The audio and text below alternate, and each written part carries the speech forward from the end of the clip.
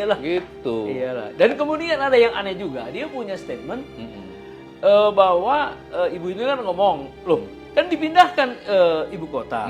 Dia bilang itu ke Kalimantan Timur. Oh iya, harusnya di Kalimantan Tengah. Ya, Tengah. Nggak ngerti lagi dia. Karena Nggak ngerti lagi Pak Ahok. Nggak semudah itu Pak Ahok.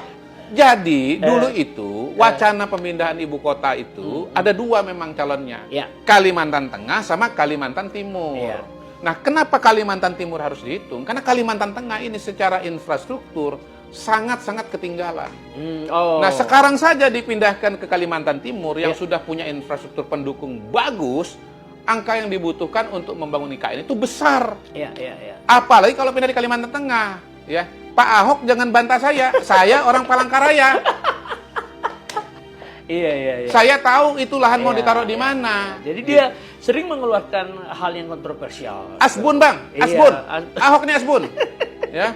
Saya nggak tahu pernah ada yang ngomong Asbun nggak? Tapi kalau ada yang pernah saya bilang Asbun. Ini bener Asbun. Iya. Jadi Kalimantan Tengah itu kenapa nggak dipindahkan ke sana? Karena infrastrukturnya itu terlalu berat. Dan konsep dasarnya adalah membentuk titik pertumbuhan baru. Iya. Nah, kalau mengacu kepada Bung Karno, mencari titik tengah.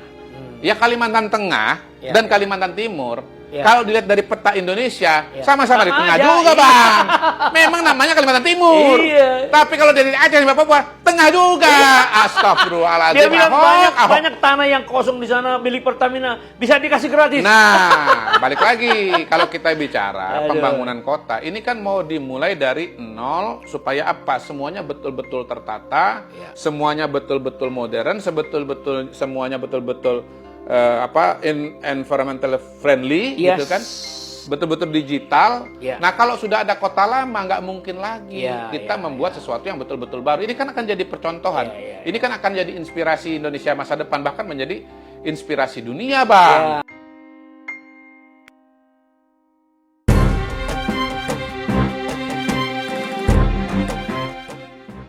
Pernyataan Basuki Cahayapurnama alias Ahok yang mengatakan Presiden Joko Widodo atau Jokowi tidak bisa bekerja menuai kontroversial.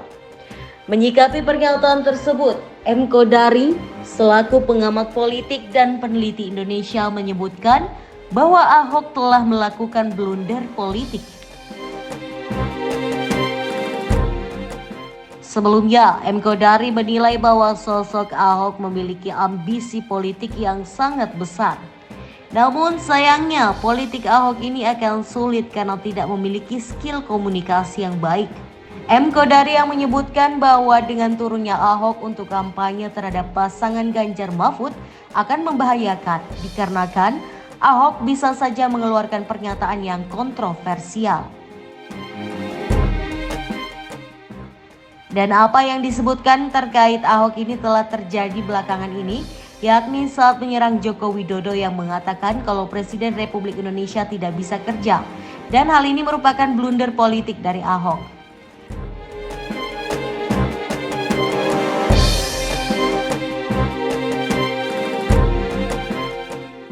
Jadi Ganjar Mahfud yang masih mungkin berubah itu 24%, Prabowo Gibran itu 17,9%. Jadi pasangan Ganjar Mahfud ini adalah pasangan yang pada hari ini paling goyang, ya mudah goyang. Nah, masuknya Ahok itu, ya bukannya memperkuat mereka, saya khawatir justru malah makin menggoyang. Berarti bisa turun lagi? Iya, masih turun lagi. Waduh. Iya, coba lihat aja tuh ibu-ibu yang ada di tempatnya yang kemarin diwawancara Ahok itu. Dimarah-marahin begitu, saya yakin sih begitu dia pulang malah tambah yakin milih tanggal 2. Kecewa dia, kecewa. Iya. Nah, di dalam acara debat itu kan Pak Ahok juga ngasih ilustrasi bahwa adiknya sendiri pun Vivi Leti, bukan saya Vivi Leti ya, saya nggak tahu adik yang mana. Mohon maaf kalau salah, tapi dia bilang adiknya itu juga milih Prabowo. Iya. Nah, jadi balik lagi Bang, jangankan orang lain. Pak Ahok adiknya pun juga nggak sama pilihannya dengan dia. Betul. Saya mau tambahin lagi Bang. Silakan. Nah, jadi Pak Ahok ini sebetulnya kalau bicara Belitung, ini adalah dinasti politik Bang. Kenapa? Banyak orang nggak tahu. Kenapa itu? Karena di Bangka Belitung, di Belitung Timur itu, kakaknya atau adiknya namanya Basuri Purnama itu pernah bupati Bang. Oh. Iya, pernah maju bupati. Kemudian adiknya Vivi Leti dan itu terpilih. Satu periode kedua kalah dengan Yuslih, kakaknya Pak Yusril. Nah, adiknya namanya Vivi Leti pernah maju calon wali kota, tapi kalah melawan petahana. Jadi sebetulnya ya Pak Ahok ini memang datang dari keluarga politik, dan kalau iya. balik cerita saya tadi bahwa Ahok itu merasa ada wahyu untuk jadi presiden, maka memang beliau ini harus menjaga betul posisi dia di partai politik, khususnya partai politik yang besar seperti PDI Perjuangan. Nah, kalau melihat latar belakang itu menurut saya linear saja. Pada akhirnya beliau tampil ya, artinya untuk menjaga posisinya untuk tetap punya peluang yang besar dicalonkan oleh partainya. Entah nanti Pilkada Jakarta 2024 ini, atau misalnya bicara Pilpres yang akan datang, bicara menteri dan kita tidak mau pilih orang yang sudah tidak sehat. Kita tidak mau pilih orang yang emosional. Kita tidak mau pilih orang yang tidak terbukti bisa kerja. Nah, ini presiden loh. Dan lagi pula kita khawatir kalau tiba-tiba Gibran yang naik. Nah, itu dia yang saya bilang. Saya bilang kalau Gibran naik kan bagus. Nah, itu yang saya bilang, Bu. Ibu sih sudah 82 tahun, saya nggak bisa berdebat sama ibu ya. Tapi presiden, kalau cuma 2 tahun, karakter teruji kalau ada kekuasaan. Sekarang saya mau tanya, di mana ada bukti Gibran bisa kerja selama wali kota? Terus ibu kira Pak Jokowi juga bisa kerja? Nah, makanya kita bisa berdebat itu. Saya lebih tahu, makanya saya nggak enak ngomong depan umum. M. Kodari menjelaskan dengan disebutnya Jokowi tidak bisa bekerja, maka mayoritas masyarakat yang suka dengan kinerja Jokowi, bahkan surveinya hingga 80% itu akan marah kepada Ahok. Selain itu, M. Kodari menantang juga Ahok. Adapun tantangan yang diberikan M. Kodari kepada Ahok, yakni terkait paslon yang akan menang pada Pilpres 2024.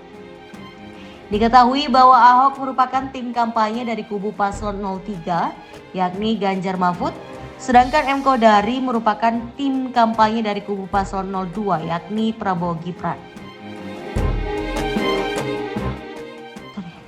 M. Kodari mengatakan jika Ahok setuju dengan tantangan ini, maka silakan untuk berkomunikasi dengan Penanggian Simanung Khalid yang merupakan pemilik akun video tersebut.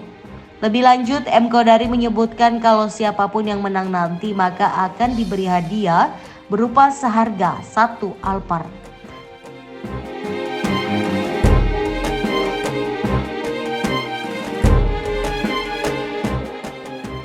Ya, saya ulangi lagi, saya tantang Ahok ya.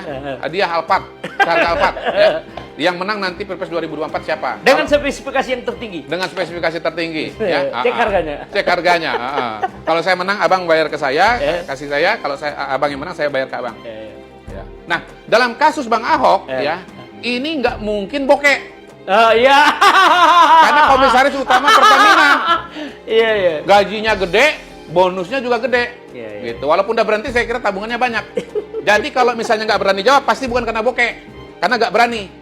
Nggak yakin dengan data dan teorinya sendiri. Oh gitu ya. Iya. Ini omon-omon aja nih. Kalau nggak berani, Ahok omon-omon doang. Ya. Nggak usah ngadepin Pak Jokowi, hadapin Kodari aja. Iya. Aduh, Ibu. Pindah ibu kota Soekarno maunya Kalimantan Tengah, Bu. Sekarang Ibu tahu nggak pindah Kalimantan Timur? Bagi tanah orang yang dikuasai orang banyak 2 juta, 3 juta per meter. Setiap jengkal tanah mau dibangun bayar orang. Orang itu siapa? Geng-geng semua. Makanya Ibu, kalau kita bilang mau pindah ibu kota, saya udah usul. Kenapa nggak Kalimantan Tengah seperti usulnya Bung Karno? Tanahnya nggak usah beli. Kenapa masih paksakan Kalimantan Timur? Kalau mau Kalimantan Timur pun kenapa nggak pakai saja Balikpapan sebagai ibu kota? Kenapa? Karena di Balikpapan itu, Bu, tanah Pertamina itu ribuan hektar. Ribuan hektar. Tinggal kita kasih gratis. Ibu tahu nggak, waktu Solo bangun masjid sumbangan dari Emirat, dari Abu Dhabi. Ibu tahu nggak sumbangan berapa triliun bangun masjid di tengah kota? Tanahnya punya siapa? Kalau tanahnya 2 triliun punya bangunan, habis beli tanah. Kalau tanah itu katakanlah 50 juta, 80 juta di tengah kota. Kalau 1 hektar itu mau berapa ratus miliar udah habis. Ya kan? M. Kodari yakin dalam Pilpres 2024 ini paslon nomor urut 2 Prabowo Gibran akan mengalahkan pasangan Ganjar Mahfud.